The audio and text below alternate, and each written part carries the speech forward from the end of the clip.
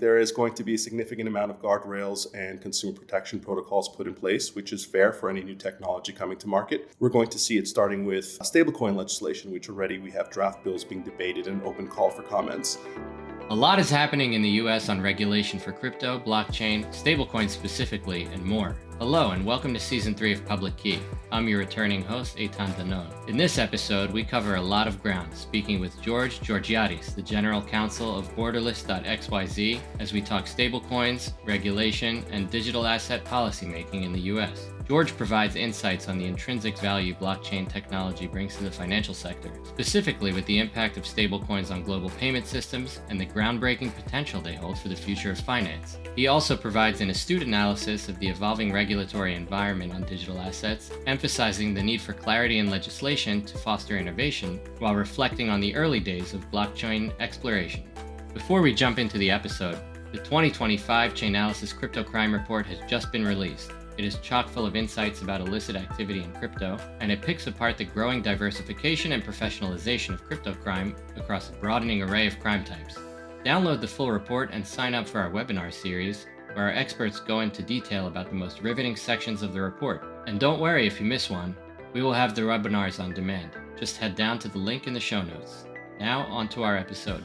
Welcome to another episode of Public Key. I'm your host, Eitan Danon. I'm joined today by George Georgiadis, General Counsel at Borderless Labs. Welcome to the pod, George. Thank you very much. Thank you for inviting me. Really looking forward to our conversation. So let's jump right in. You spent the early parts of your career in securities. You were advising fintechs, early stage companies. What drew you to this niche in your legal career? My career started on Wall Street, working at a corporate finance firm, a leading firm here in New York, an investment bank, a hedge fund. So I've done my rotation amongst different regulated entities, representing companies from the New York Stock Exchange to startups. I've always found a passion for helping new ventures and mission-driven companies that are looking to leverage technology to change the world. Well, in 2016, I first got engaged with blockchain technology. At the time, there were a lot of ICOs, which we were advising against and kind of shepherding companies to work with regulators and understand how this new tokenized asset class can fall into our regulatory regime. And that was my first understanding of blockchain, tokenizing assets, and realized that this is an incredible technology. This is a global, immutable ledger. It's transparent, and this was going to have a fundamental shift in how a lot of legacy technology was working at the time to move on to this new tech. And that's where I began my career, learning about the technology and understanding how it can fall into the regulated infrastructure. Awesome. Well, the ICO craze of 2017, definitely a momentous juncture at which to join the crypto ecosystem. There have been a lot of recent developments around digital assets, especially, vis-a-vis securities. You look at the SEC interactions with Ripple, Coinbase, others. A question for you about your earlier days, kind of when you first discovered blockchain and crypto. What were some of your thoughts as you began to dive more deeply into crypto? And, is it a security? Is it a commodity? Is it both? Is it neither? What is this thing? So how did you approach the debate? Yeah, I think in the early days, we generally advise companies not to rush into ICOs or raising capital through tokenized offerings, understanding that the form doesn't necessarily change the substance. We have a very much principles-based regulatory infrastructure when it comes to determining whether something is a security or, as the term is used, investment contract, with a lot of different case law as well as statutes that have evolved over the last 100 years or so. And tokenized assets and leveraging the blockchain creates some novel legal issues that needed to be resolved. And at the time, we were beginning to engage with the SEC and other regulatory agencies to better understand how they view this new way of raising capital and how this falls into our existing infrastructure. So generally at the time, we would caution companies to wait and see until some of these anomalies were resolved. Over the last couple of years, we've seen regulators take an aggressive enforcement or regulation by enforcement process, which was not helpful in resolving those issues. The last couple of weeks, we've seen regulators and legislators re-engage on the topic with the crypto task force being created. I think that the SEC and the staff have done significant amount of research and analysis over the last couple of years. And now there's a new momentum to engage with industry stakeholders to begin to move away from just enforcement to discuss how do we create guidance, how do we create a framework to resolve some of these issues and to allow the market to participate in this new technology, new way of raising capital in a compliant way that balances both our history of registration, transparency, and orderly market, but also consumer protection and innovation. Absolutely. You mentioned wait and see on that front. So far this year, some of our guests have included Leslie Chafkin from Paxos, former cyber advisor at the White House, Carol House. We are now 3-ish weeks into the new administration. Hard to believe, but given this transition moment, policy-wise, in this first couple of months of the new administration, what are some of the key takeaways that you think our listeners should be following in the U.S.? And then what are some of the global reverberations or implications that you think on the policy and regulatory front folks should be paying attention to? I think over the last few years, we've seen modern jurisdictions abroad advance frameworks and legislation. While the last administration took an approach of more regulation by enforcement, we have the debates about debanking and Operation Choke Point being discussed now. But that's all in the past. In the last couple of weeks, we've seen a renewed interest by regulators and kind of tone from the top that it's important for the United States to lead in the development of blockchain technology and the various uses that the blockchain can have across many different verticals. Right now, we see renewed interest from a crypto task force to open calls for rulemaking comments, and now's the time for industry stakeholders to make their voice known. There's interest from Congress to regulators to fashion regulations. I think first we're going to see stablecoin regulation here in the US. We've seen robust regulation launched earlier this year and last year in the European Union with MiCA and other European directives, as well as in other jurisdictions from Japan to Singapore to the United Arab Emirates. So now it's our turn to put in place a framework that will hopefully balance all interests and create something that can foster innovation, but it needs to be done responsibly. Totally. It sounds like, if I'm hearing you right, current dynamics you anticipate them being advantageous, not only for fintechs writ large, but for all kinds of digital assets companies, digital banks, crypto companies, etc. Are there any setbacks or challenges you think people are not paying attention to? We hear a lot about tailwinds and momentum, a lot of which is rooted in truth, but some of that, can border on the euphoric at times. Can you break it down for listeners and give them maybe more of a clear-eyed treatment or assessment of where you think things stand? Sure. I think one of the misconceptions I've written about is that the industry has never advocated for deregulation or for no regulation. It's quite the opposite. The industry has phenomenal professionals out of government, out of law firms, from technology across the board who have advocated over the last couple of years that we need clarity. Not necessarily less rules or more rules, but just a clear set of guidelines that everyone understands. These are the rules of the road in launching their business, from wallet technology to raising capital to custody. I think now that there is an interest by regulators in Congress to work together, it's the time for the industry to have those views shared and to work collaboratively on what it will look like. I don't think the industry is going to necessarily get the extent of what they want. I think there is going to be a significant amount of guardrails and consumer protection protocols put in place, which is fair for any new technology coming to market. We're going to see it starting with stablecoin legislation, which already we have draft bills being debated and open call for comments. I think there's a significant amount of consideration to be done with compliance from the Bank Secrecy Act to how we're going to treat unhosted wallets. Now, I'm a huge advocate of the sovereign right to have unhosted wallets and your right to protect your assets, but that doesn't mean it should be done at the cost of the real risk of funding terrorism, financial crime, and others. So we need to ensure that there's a layer of compliance that's embedded to make sure that it's all done within a compliant ecosystem. So I think we're going to see stable coins, we're going to see unhosted wallets, we're going to see more clarity on staking, which is, I think, quite low-hanging fruit to clarify what the position is from the SEC to the CFTC on how that's treated. We've seen a number of civil suits filed, which I think will be clarified over the next couple of weeks, ranging from the famous celebrity meme coins. How are meme coins going to be treated? Are they securities? Are they collectibles? And if they're collectibles, what are the rules of launching those and to create a fair and open marketplace? So you lead me into my next question.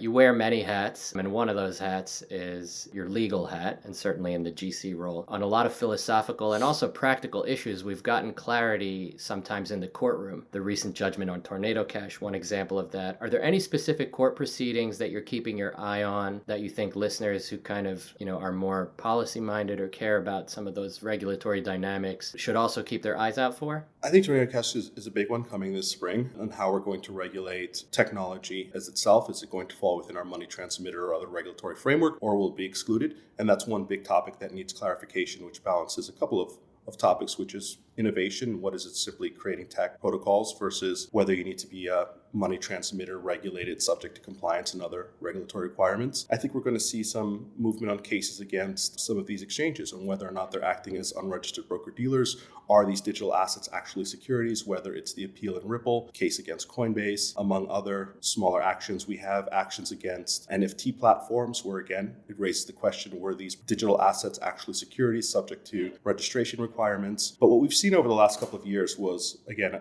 a policy of regulation by enforcement. My feeling is that a lot of these actions may not proceed while there's a pause for the crypto task force and others to engage to provide clear rules. So while I think these cases are significant, I think that they were rooted in a lot of ambiguity. And hopefully, given the tone from the top currently, there'll be a pause in enforcement action while we focus on providing clear rules and regulations and allow people to either come into the fold of how they should be regulated or be exempt in other types of models. Sorry to jump in here, but we recorded this episode just before the SEC and other regulators dismissed lawsuits of significant import to the crypto industry. George came back on to provide us some context on how some of these legal actions turned out and what to expect going forward in the industry. What is the outlook from your vantage point in the US vis-a-vis regulators in general and kind of the establishment, in air quotes, going forward? How do you see the landscape? I think this shows that regulators, especially the Securities and Exchange Commission, are serious about their promise of providing regulatory clarity. Over the last several years, we've basically characterized our regulatory system as regulation by enforcement, lack of engagement, lack of transparency, and the new administration, the new leadership of the SEC was committed to reversing that and to providing the market with more clarity on how they intend to approach the regulation of cryptocurrencies. At the SEC, they started off by creating a task force to begin to engage with the industry and provide guidance. We saw that with meme coin guidance last week. We've now seen a lot of these cases being either settled, withdrawn, or even regulatory enforcement actions being withdrawn. And these cases generally have focused around whether the SEC's position that these cryptocurrencies were securities, which means these intermediaries, crypto exchanges, should have been registered as exchanges of broker-dealers and fallen under the regulatory regime of the SEC. Now, without providing clear guidance, the SEC now is taking the position that let's work together to provide the rules and guidance for the industry before we pursue enforcement action. So I applaud the SEC and the staff for the actions they've taken. We've seen a incredible change over the last couple of weeks in terms of focus on the US market, even internationally and globally. Players wanting to come back to the US market to build in the US because now we have a regulator which is interested in engaging and providing clarity as opposed to enforcement. That's great. Do you think that's a lot of what's driving these decisions? Is giving a clear signal, keeping builders in the States, or not just sending a signal to the US ecosystem, but to the world that this is the place where you ought to and should want to do business? The tone from the top has been that the US wants to become a leader in the digital asset and blockchain technology industry globally. And we've seen a lot of steps taken towards that. We have the Financial Services Committee of the House and subcommittee looking at stablecoin legislation, which is our first real engagement and regulatory framework, which is important to us at Borderless.xyz, where we're building a global network of financial institutions for payments and payment orchestration. We see this being a major step towards not only the cryptocurrency market, but also the adoption of blockchain technology at regulated financial institutions. And since the announcement and engagement of these different agencies, we've seen major institutional players that are now engaging with integrating blockchain technology, stablecoins, and other types of digital assets into their product suite and into their technology infrastructure. Excellent. Well, just recently we had the White House Crypto Summit. What do you encourage our listeners to keep track of in light of everything you just described? I think that the White House website is a great place. Looking at different podcasts such as yours, where you have very much engagement with industry professionals, is a great way to get the inside scoop and detailed analysis of what's going on in the industry right now. And we're going to see it twofold. We're seeing movement in Congress and on the legislative side, such as stablecoin legislation, but we're also seeing government agencies such as the SEC, the CFTC begin to engage internally and begin to discuss how they are going to coordinate oversight over blockchain and cryptocurrency industry. Those were some amazing insights from George. Crypto regulations are changing every day, and sometimes it's even hard for us to keep up with the changes with the weekly podcast. We're thankful George came back on to shed some light on these recent developments. Back to the initial episode. I want to pivot now to Borderless specifically. So last year, you joined Borderless Labs, which for those who are unfamiliar, creates infrastructure to bring banking and payments on-chain. In our research, certainly, and just studying the ecosystem, there are a lot of entities and companies, crypto and foreign exchange payment apps in the market. It would be great for our listeners to learn a little bit about what differentiates Borderless Labs specifically. Sure. Stablecoins and blockchain technology are changing how value is transferred globally, specifically stablecoins. And I think there's now a realization of the immense opportunity the United States has, and kind of dollarizing the blockchain in creating stablecoins and allowing stablecoins to become both a infrastructure way of moving assets and a store of value. Borderless created the first global network for payments. If you look at the world today, if you want to make payments or move value globally amongst different financial institutions from on and off ramping, it's very much a fragmented market across multiple jurisdictions. But through the Borderless network, we took a fragmented market and unified it under a single set of APIs, a single access point, a single network. So anyone looking to transfer value, make payments across the world can now do so seamlessly just by accessing the Borderless network. And we work exclusively with regulated financial institutions across the world, which makes compliance, regulatory compliance, and custody a priority. Yeah, I mean, I think in TradFi, like looking at Zelle and Venmo and some other payment rails and apps, the allure of interoperability certainly is there. And we break our teeth sometimes trying to send value or information. So the use case is very compelling. I wanted to ask specifically on the jurisdictional front, could you walk our listeners through how it works if you're sending funds on chain from a jurisdiction that is heavily regulated to one that perhaps hasn't implemented crypto regulation or maybe has more of an ambivalent or ambiguous posture? How do you see that operating across different countries? That's a great question. And the way we solve for that is we only work with regulated entities that we diligence in each jurisdiction to ensure that both the on-ramping, whether it's in the US or abroad, is done through a regulated financial institution, which is licensed and subject to the relevant compliance requirements in those jurisdictions. And the off-ramping, if you want to off-ramp, you can certainly keep your stablecoins or other digital assets in your own wallet, are done again through regulated entities in those jurisdictions. And by tying regulated entities together, we ensure that there's oversight, compliance, and there's integrity to the network. Great. Could you provide a case, not to pry, but Sure. a few of the more popular use cases you're seeing Borderless encounter, or any emerging use cases across the EU, the US, other kind of big markets that you touched on a few moments ago? Sure, there's a number of different use cases, and that's what I love about doing what we do, is engaging with innovators and different market participants on how they want to use technology and how we solve problems. Today's legacy market is expensive, it's slow, there's risks, funds get lost. Through the blockchain, it's a transparent ledger. Through the Borderless network, we solve a lot of the fragmented issues, both in those financial institutions, but also in various blockchains, tying things together to ensure a seamless process. We have customers that are using the network to make payments to workers in a number of different jurisdictions. If you have to make payments to thousands of workers in dozens of different jurisdictions around the world, it's expensive, time-consuming. It requires the payor to have either a float or use different intermediaries. From the technology side, you have to diligence, integrate a number of different parties, but through the Borderless network, you have seamless access to, I think we're over 60 countries right now in 20 different currencies and a number of different blockchains. We're agnostic to blockchains and stablecoins. We have not only for payors sending funds out, but also remittance. We're working with a large global platform that has a subscription model, and they have subscribers across the world. And how do you remit those funds back? You can't necessarily have thousands of small monthly checks or wires or ACH or other forms of payments coming back. But by using the Borderless network, you're able to aggregate those funds and to use the blockchain for an almost instantaneous settlement, again, through regulated financial institutions, which is cost effective, it's efficient, and it's transparent. That's awesome. I think, the remittance and payments use cases, especially in developing countries where there's not always robust digital infrastructure, or maybe it's in development, that's really compelling. But even with,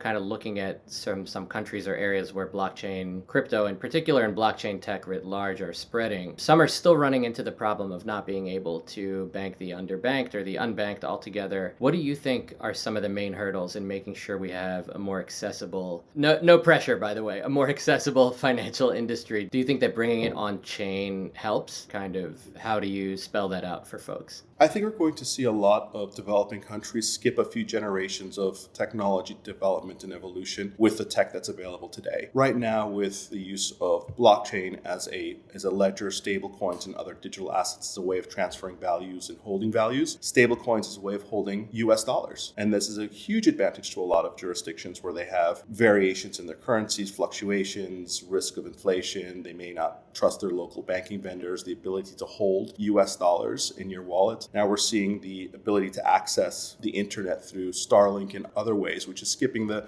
generations of fiber optics and cables and infrastructure that more modern economies have gone through, which is now providing folks that may not have access to a local bank resources to hold value, pay, and get paid globally. Is there a mobile app kind of component to that conversation? I think in a lot of these markets and economies, you certainly see with the explosion of mobile telephony and lots of digital assets providers that have an app, you're opening the floodgates, I think, and perhaps skipping some of those steps. Am I hearing you right? We're seeing a number of financial institutions now really focus on being online mobile apps, regulated custody without having to do your traditional bank bricks and mortars. We've seen also in the United States the evolution of neobanks over the last 2 decades or so, and we're seeing this globally. As Borderless as a network, as an infrastructure provider, we have a number of these apps and intermediaries that are plugging into the network to be able to access financial institutions globally to move funds, pay, or receive funds, whether through stablecoins or off-ramping into a number of different currencies globally. Through our APIs, it's easy to plug in as an infrastructure solution, and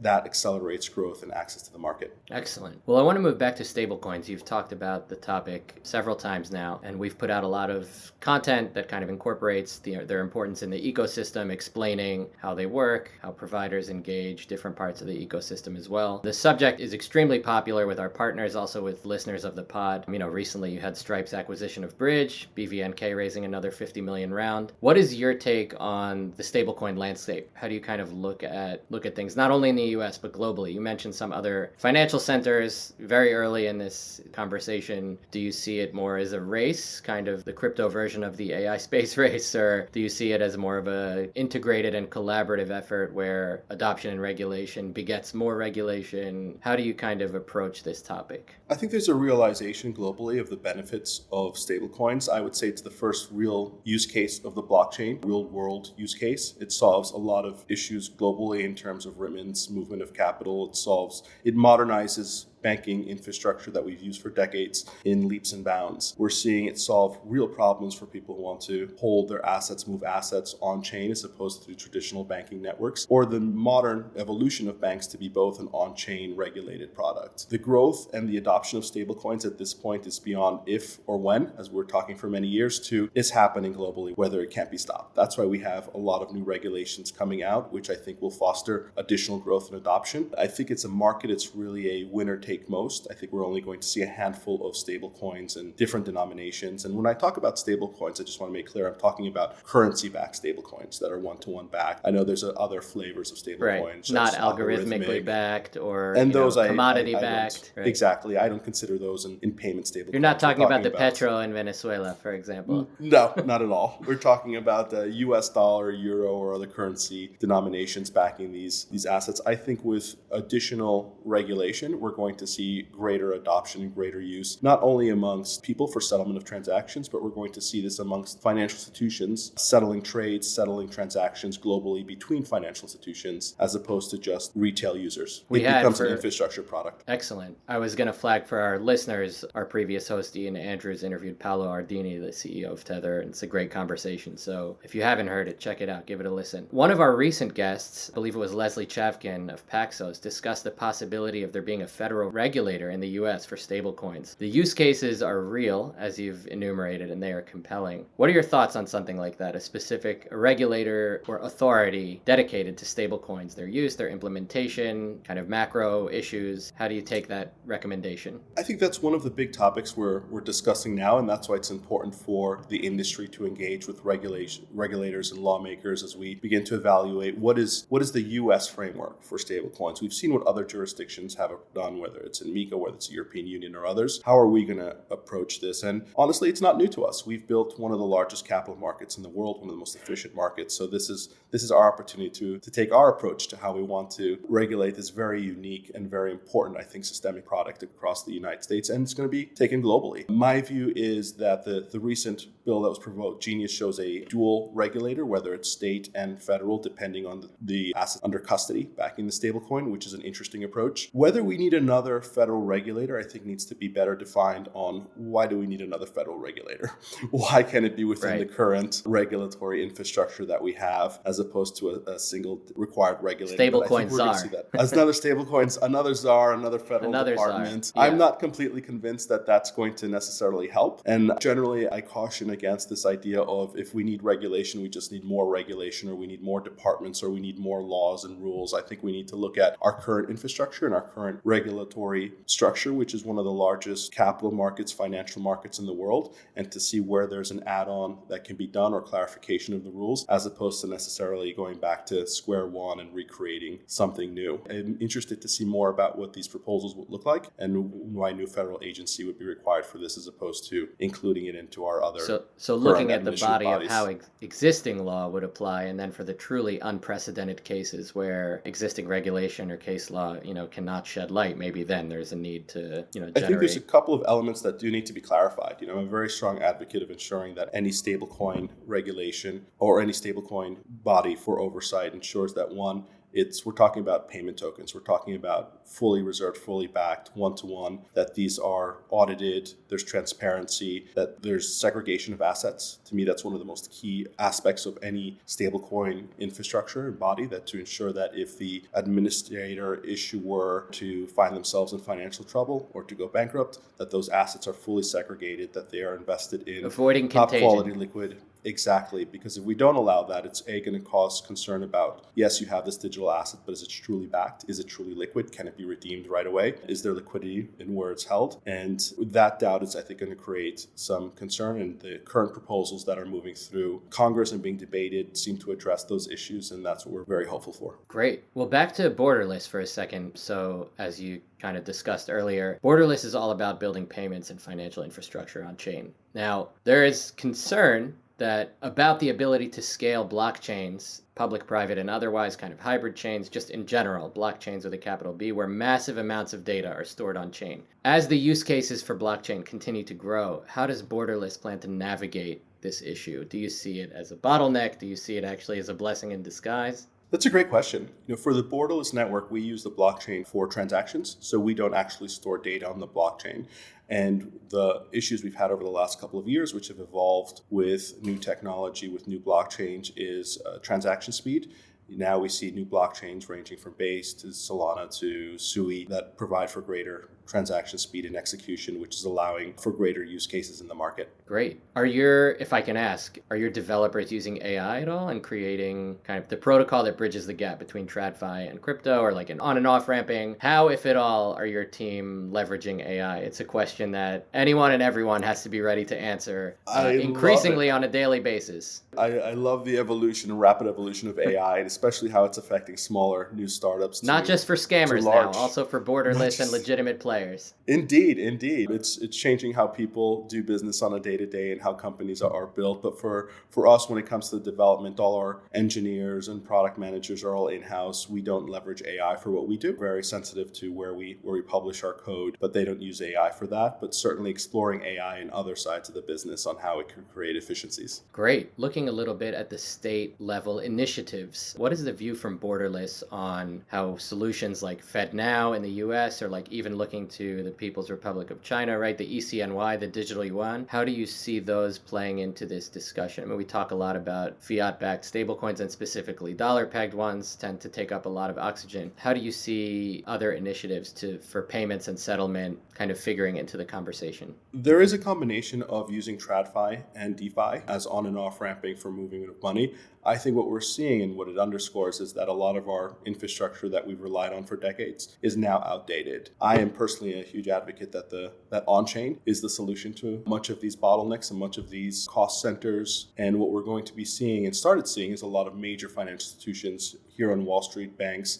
beginning to create their own programs and invest in blockchain technology to create a more efficient, more effective way of transferring value globally, instantaneously, in a transparent manner that the blockchain offers. And that's really what we're seeing when folks come to the Borderless network to leverage the blockchain for global payments, not looking to other banking initiatives, whether it's FedNow and others we're seeing in the European Union, we're seeing instant payments. Globally, it's still leveraging a legacy infrastructure, and more importantly, it's still siloed. With blockchain transactions and leveraging US dollar or other currency-backed stablecoins, it allows you to instantaneously move assets, to settle transactions, to do a number of different things, whether it's payments, repatriation of funds, globally, instantaneously, without having to go through the siloed infrastructure. And that's one of the problems that Borderless solves. If we look at the dance between TradFi as on-ramping and off-ramping, and blockchain as the mechanism of moving, transferring value globally, how do you move seamlessly between the two worlds? And through the Borderless network, you can do that through a network of regulated financial financial institutions. And at the heart is also making sure that there's an integrity side to it, of who you're working with, and that it's all done within a compliant wrapper. Excellent. Well, you wrote an article, or you contributed to an article, I think, that highlighted that the industry needs guardrails to protect against celebrity endorsement of NFTs. I think you talked about recent situations with Nelk Boys, Logan Paul, Hawk to a Girl. Do you think the authorities have done or are doing a good enough job of making examples of these kind of influencer cases? Do you think, where does more attention need to be paid? And could you share some of your thoughts on this issue? I would say they haven't. And that comes down to the last several years, a policy of regulation by enforcement, where some of these meme coins, some of these offerings, some of these programs that celebrities are intentionally, even unintentionally getting involved with to leverage their mass followings, raise certain complicated legal questions as to whether or not these tokens, these meme coins, are a security and investment contract, which needs to be registered and only sold to certain investors or credit investors with a lot of limitations and disclosure requirements that go along with it. Are these collectibles? They're, of course, nevertheless subject to different state regulatory bodies for anti-fraud and disclosure requirements. And not having the clear rule book come from the top on how these assets are regulated, how these programs and markets where they're sold are regulated, I think created a gap where we see a lot of regulatory enforcement, while there's other arguments on the other side, which are the rules have not been clear. And not providing, I think, a clear rule book has allowed for some of these to continue in the market without clear guidance and without a clear, you should know better, or this is how you should have acted. I think from the regulatory side, the wheels of justice move slowly. So I do expect to see a lot more enforcement actions possibly in the future on this topic. But certainly what moves much faster than regulators are civil litigators and class action lawyers. Mm-hmm. And we're starting to see more class action civil litigation pop up on this topic. The issue will come to a head one way or another, it sounds like. Yeah. I think that's one of the big topics that needs to be addressed by the crypto task force, which is how do we regulate these what would fall within a security token that needs to be regulated. And from Congress's point of view,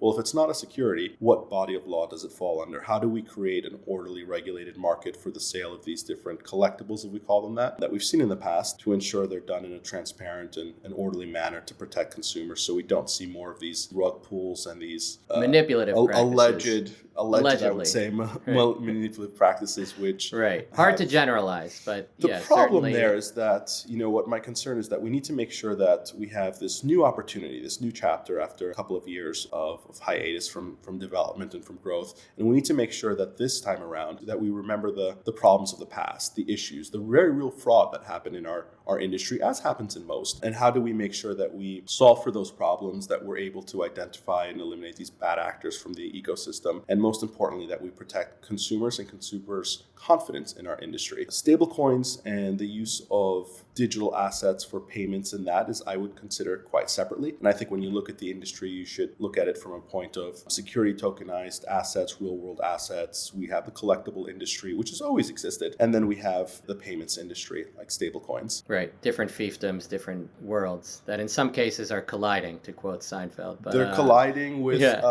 with regulations that were passed in many cases over 100 years ago. Right. I thought I could make it a whole episode of Public Key without saying Howey Test, but there we go.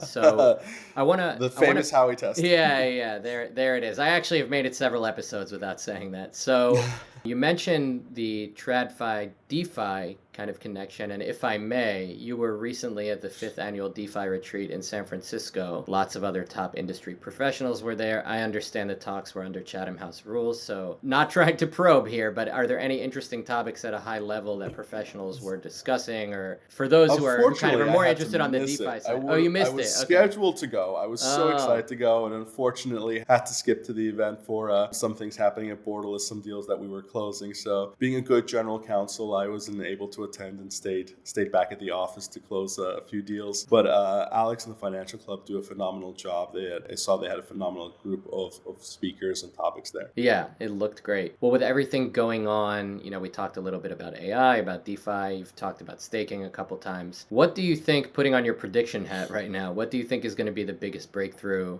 for digital assets in the US and abroad in the next 1 to 2 years? Do you see it firmly in the stablecoin domain? Is it Bitcoin? Is it something that, you think will relate more to like crypto as a reserve asset? How do you see this playing out in terms of real world use cases, either at the retail level, institutionally, governments, the kind of ongoing great power competition that we see define the international system? What's your prediction for crypto's greatest contribution to humanity? Just I think small question. Small question, no pressure, no pressure at all. This won't air for, will be repeated for many years. I would say my view is that both on the retail and institutional side, it's going to be stablecoins, and how stablecoins are going to, I think, twofold: change how institutions interact with each other to settle transactions and hold assets, leveraging the blockchain. And on the retail side, both how people settle trades, get paid, but also the human behavior around it, I think will change on how we can now instantaneously pay, get paid, or move assets globally. I think that it's going to create a new generation of financial inclusion. And along with that, it's going to be very interesting to see how the human interaction change and what innovation comes from that level of financial inclusion. We already see a lot of innovation in this space. We have a diverse group of innovators along with institutions that come to Borderless to leverage the network to be able to move stablecoins, pay, sell transactions globally using our network. And seeing what these new innovators are building, it's very hopeful for what the future is going to look like. And even in the short term, the next 1 or 2 years, on what that looks like, I would say definitely going to be stablecoins. Excellent. Well, a few other questions on Borderless. Looking ahead to the year ahead, what is on your roadmap? What kind of features, service offerings? Are there integrations or kind of other projects that the team have cooking where you would call listeners' attention to? What's kind of on the roadmap for your team? Sure. The team is hard at work developing the network, expanding the network both in depth and breadth, which is adding more what we call PFIs, partner financial institutions, in each jurisdiction. So you not only get access to a currency, country, jurisdiction, but you also now have multiple financial institutions that are operating in that jurisdiction, which creates redundancy and competition on price. That will allow us to continue to expand globally and provide our integrators with options. Second, we see this expanding payments, and really I would say we're going to be guided by our integrators, our innovators, on what that looks like. Our overall thesis is that payments and banking ultimately moves on chain, whether it's directly individuals or it's through financial institutions. Not if Jamie Dimon has anything to say about it. Well, he might be, I feel his opinion changes every couple of years. Yeah, slightly less hostile than Buffett. Indeed, but JP Morgan has an impressive blockchain department. Absolutely. Very talented individuals that are working there and developing their infrastructure around that. So I think along with that is we're going to see on-chain banking mimic what we're used to in traditional banking, which is going to include yield-bearing products, which is an interesting development as we see stablecoins evolve, the ability to get paid for interest for having your stablecoins deposited. And we're going to see the modern banking basically built on-chain. Great. Well, thank you for the illuminating conversation. For our listeners who are interested Likewise, great question. Chatting more with George, what is the best way for them to link up with you and connect either on social or other ways? Great question. It's great to go to our website, borderless.xyz. You'll see all our details there to access, or catch me anytime on Twitter at GGESQ. Excellent. Thanks again, George. Great to have you on the pod. Thank you so much. It was a pleasure speaking with you. Those were some amazing insights from George. Thanks so much for listening, and remember to share with your friends who are interested in crypto and blockchain. For what has been the largest crypto heist to date on crypto exchange Bybit, the industry is once again reminded of the concrete consequences when threat actors identify and exploit vulnerabilities in crypto platforms or their supply chains. We at Chainalysis take these threats to heart, and our team has published a blog highlighting the key security measures for exchanges to prevent large-scale crypto hacks. Based on many conversations with chief information security officers in the industry, we compiled a list of the top security measures we are seeing exchanges implement. To read more, head down to the show notes and click on the link to our latest blog, and make sure you're up to date on all the latest Web 2 and Web 3 security best practices for exchanges.